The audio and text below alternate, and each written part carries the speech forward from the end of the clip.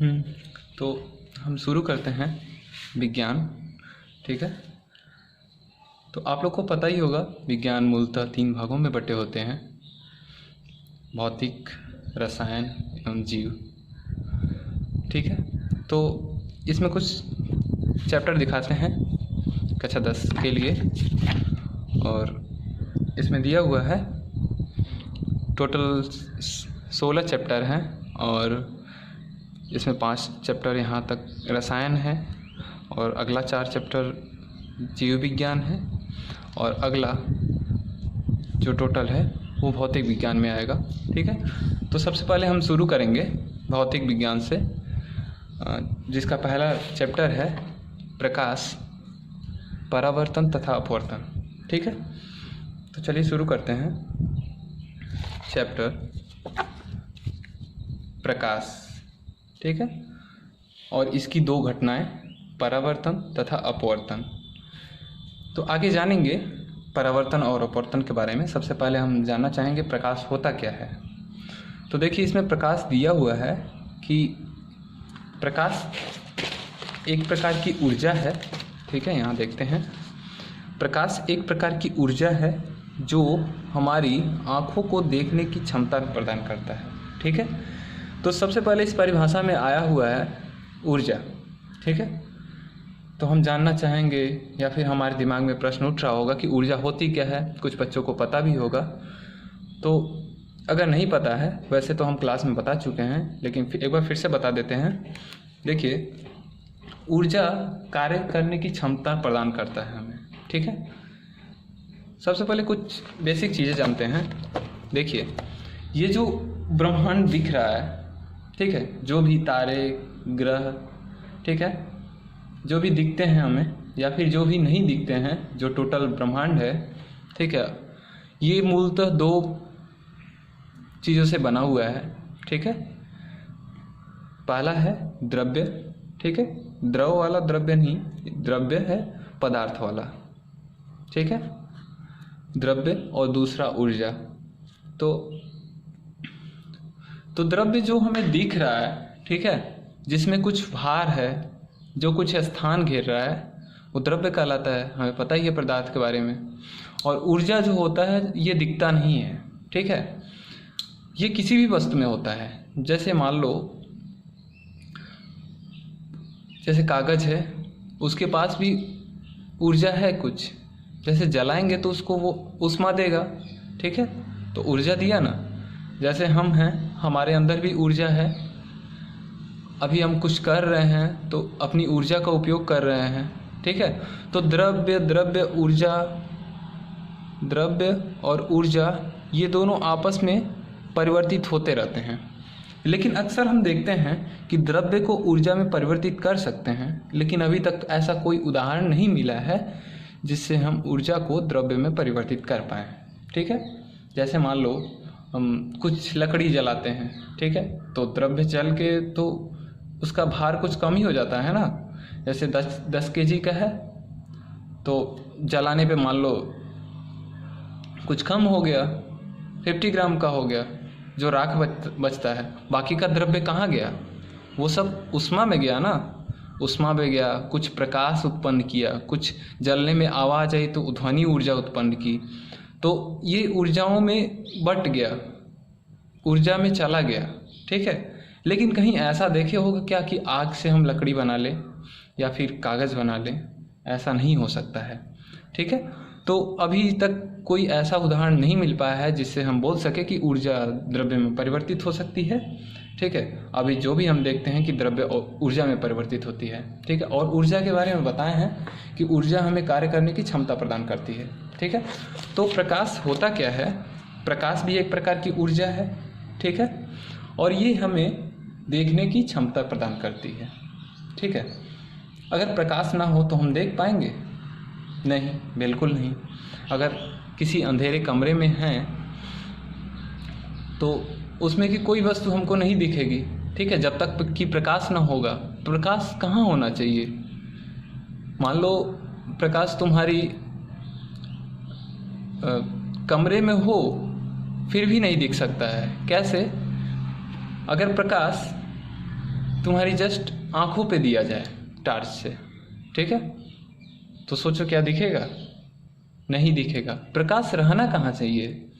जिस वस्तु को देखना है उस पे प्रकाश पड़नी चाहिए, ठीक है, क्योंकि वहाँ से टकरा के जब हमारी आंखों पे आता है तो वो अंदर जाके चित्र बनाता है। आगे के कुछ चैप्टरों में हम पढ़ेंगे आँख के बारे में, ठीक है, तो फिर समझ में आएगा कैसे चित्र बनता है उसमें। तो जैसे ही वस्तु से टकरा के हमारी आंखों पे प्रकाश आता है, अंदर जाके चित्र बनाता है, ठीक है, फिर उस चित्र को दिमाग पढ़ता है और हम बचपन से जानते रहते हैं कि ये कुर्सी है, ये मेज़ है, तो फिर बता देते हैं देखते ही कि हाँ ये मेज़ है या फिर कुर्सी है, हम देख लेते हैं। तो प्रकाश की परिभाषा यही हो जाएगी, प्रकाश एक प्रकार की ऊर्जा है जो हमारी आँखों को देखने की क्षमता प्रदान करता है, ठीक है। तो बैठ के सुनना नहीं है, कॉपी लेके बैठना और सबको नोट करते रहना, ठीक है। अब देखो, प्रकाश के हिसाब से या फिर देखने के हिसाब से हम वस्तुओं को दो भागों में बांट दिए हैं, ठीक है। एक है प्रदीप्त वस्तुएं, एक है अदीप्त वस्तुएं, ठीक है। तो प्रदीप्त वस्तुएं क्या होती हैं? जो वस्तु स्वतः प्रकाश उत्पन्न करती हैं वे प्रदीप्त वस्तुएं कहलाती हैं, ठीक है। वे खुद ब खुद हमको दिख जाती हैं, हमें किसी दूसरे प्रकाश स्रोत की आवश्यकता नहीं पड़ती है, ठीक है। जैसे सूर्य है, बल्ब है, मोती है, मोमबत्ती है, ठीक है। तो ये सब प्रकाश उत्पन्न करते हैं, हमें इसको देखने के लिए किसी दूसरे प्रकाश स्रोत की आवश्यकता नहीं पड़ेगी, ठीक है। और दूसरा है अदीप्त वस्तुएं, जो वस्तुएं स्वतः प्रकाश उत्पन्न नहीं करती हैं, अदीप्त वस्तुएं कहलाती हैं। जैसे चंद्रमा, कुर्सी, मेज, इसको देखने के लिए हमें दूसरे प्रकाश स्रोत की आवश्यकता पड़ेगी। अब तुम बोलोगे कि हमको चाँद दिख जाता है। चाँद दिखता इसलिए है कि सूर्य का प्रकाश उस पर पड़ता है, तब जाके वहाँ से परावर्तित होकर हमारी पृथ्वी तक आता है, उसके बाद हमको दिखता है, ठीक है। तो वैसे कहें तो चंद्रमा के पास कोई प्रकाश है ही नहीं, ठीक है। तो उसको भी देखने के लिए हमें किसी दूसरे प्रकाश स्रोत की आवश्यकता पड़ती है, ठीक है। और आगे है प्रकाश के गुण, ठीक है। प्रकाश के गुण पढ़ेंगे, ये कौन कौन से गुण प्रदर्शित करते हैं। तो इसमें पहला है, प्रकाश के लिए किसी माध्यम की आवश्यकता नहीं होती, ठीक है। तो प्रकाश को गति करने के लिए किसी माध्यम की आवश्यकता नहीं होती, ठीक है। ये निर्वात में भी चल सकता है, और अगर पृथ्वी से कुछ ऊंचाई से ऊपर उठे तो वहाँ वायुमंडल है ही नहीं, बिल्कुल निर्वात है, हवा भी नहीं है, तो वहाँ पे भी प्रकाश तो आता ही है, ठीक है। तो तो पहला गुण इसका है, प्रकाश के लिए किसी माध्यम की आवश्यकता नहीं होती। दूसरा है, निर्वात में प्रकाश की चाल 3 × 10⁸ मीटर पर सेकेंड होती है, ठीक है। अगर किलोमीटर में बदले तो 3 × 10⁵ यानी 3 लाख किलोमीटर, ठीक है। 3 लाख किलोमीटर 1 सेकेंड में जाता है, ठीक है। तो सोच सकते हो कितने तेज़ी से प्रकाश चलता है, ठीक है। तीसरा है, प्रकाश सरल रेखा में गति करता है। ये तो सबको भी पता ही होगा, अगर सरल रेखा में गति नहीं कर पाता तो हम छाते का उपयोग नहीं कर पाते, या फिर हम घरों में रहते, खिड़कियां से प्रकाश टेढ़ी होके आ जाती, छाता लगाते हैं हम, प्रकाश छाते के जस्ट नीचे आके घूम के हमारे शरीर पे पड़ जाता है, लेकिन ऐसा कुछ नहीं होता है। तो हम जानते हैं कि प्रकाश सरल रेखा में गति करता है, ठीक है। चौथा है, प्रकाश विद्युत चुम्बकीय विकिरणों के रूप में चलता है। विद्युत चुम्बकीय विकिरण के बारे में हम पढ़ेंगे अगली क्लास में, ठीक है। अभी बस इसे पढ़ लेने की आवश्यकता है। और पांचवां गुण है, प्रकाश निम्न घटनाएं प्रदर्शित करता है। अब प्रकाश से जो जो घटनाएं उत्पन्न होती हैं, जिनसे कुछ हमको घटनाएं देखने को मिलती हैं, वो मूलतः है परावर्तन है, अपवर्तन है, व्यतिकरण है, विवर्तन है, प्रकीर्णन है आदि, और भी सारे घटनाएं हैं। तो मूलतः हमको पढ़ना है 2 घटनाएं, बस परावर्तन और अपवर्तन, ठीक है। तो कक्षा 10 के लिए बस अभी परावर्तन और अपवर्तन ही पढ़ना है। इंटरमीडिएट में हमको आगे जो ये गुण दिख रहे हैं इनके बारे में डिटेल में पढ़ना है, ठीक है। अब देखते हैं प्रकाश की किरण पुंज, ठीक है। ये किरण क्यों बोला जाता है? ये प्रकाश सीधी रेखा में चलता है, तो उसको निरूपित करने के लिए हम अक्सर क्या करते हैं, एक सीधी रेखा को ऐसे करके और ऐसे दिखा देते हैं, ठीक है, ताकि ये बस प्रकाश की किरण को प्रदर्शित करता है। और इसके किरण पुंज मतलब एक साथ बहुत सारी जब किरणें इकट्ठा हो जाती हैं तो उसको किरण पुंज बोलते हैं। ये 3 प्रकार के होते हैं मूलतः। पहला है अभिसारी, दूसरा है अपसारी, तीसरा है समांतर, ठीक है।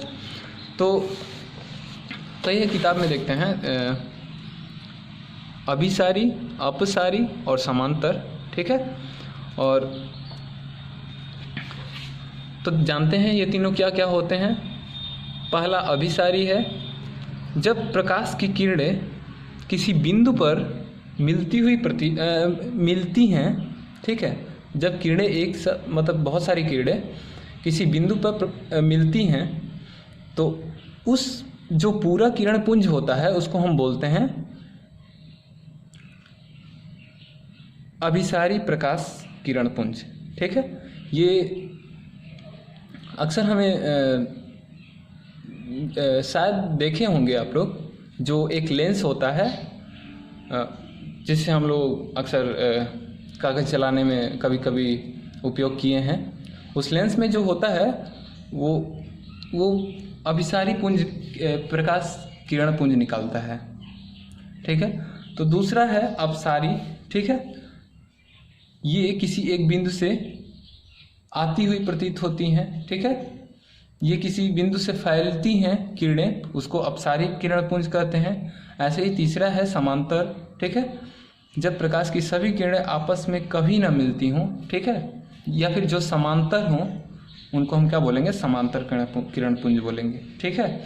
ये तो हो गया प्रकाश के बारे में, इसके किरणें कौन सी हैं, प्रकाश के गुण पढ़ लिए, ठीक है। अब इनके कारण जो घटनाएं घटती हैं आइए उसको पढ़ते हैं, ठीक है। तो पहली घटना है प्रकाश का परावर्तन, ठीक है। हमको मूलतः 2 घटनाएं पढ़नी है बस 10th में, एक तो परावर्तन है और दूसरा अपवर्तन है।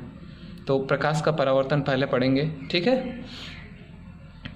तो इसका परिभाषा है, प्रकाश का किसी चिकने या पालिशदार सतह से टकराकर उसी माध्यम में लौटने की प्रक्रिया को प्रकाश का परावर्तन कहते हैं, ठीक है।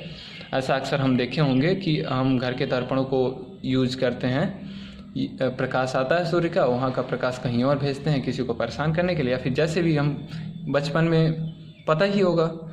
तो